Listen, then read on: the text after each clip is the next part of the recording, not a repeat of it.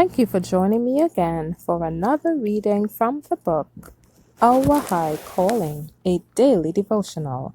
Today's reading is entitled, Seeing Him Who is Invisible, November 29th. By faith, Moses, when he was come to years, refused to be called the son of Pharaoh's daughter. By faith he forsook Egypt, not fearing the wrath of the king, for he endured as seeing him who is invisible. Hebrews 11, verses 24 through 27. Moses lived as seeing him who is invisible, and was therefore able to count the reproaches of Christ greater riches than the treasures of Egypt. If men would live in this way, we should see their faces aglow with the glory of God, for they would be viewing the glory of the Eternal, and by beholding would be transformed into the image of Christ. Our minds take the level of the things on which our thoughts dwell, and if we think upon earthly things, we shall fail to take the impress of that which is heavenly.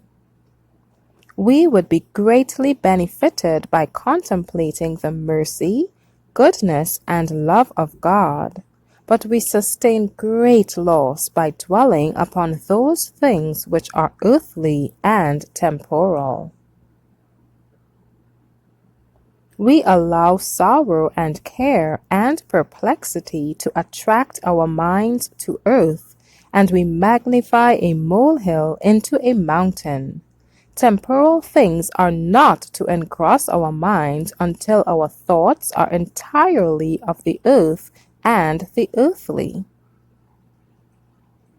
We are to train, discipline, and educate the mind so that we may think in a heavenly channel, that we may dwell on things unseen and eternal, which will be discerned by spiritual vision.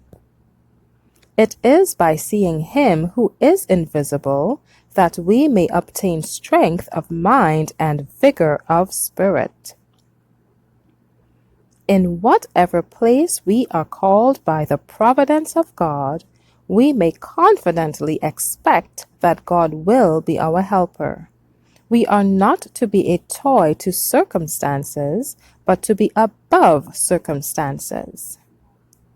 When we are placed in trying positions and find things about us that we do not like, that try our patience and test our faith, we are not to sink down in despondency, but to take a firmer hold upon God and prove that we are not setting our affection on things on the earth, but on things above, that we are looking unto Jesus, the author and finisher of our faith. Jesus is to be the beginning and the end, the first and the last. He is to be our strength in every time of trial. Thank you for listening today. Be sure to join me tomorrow for another reading from the book, Our High Calling.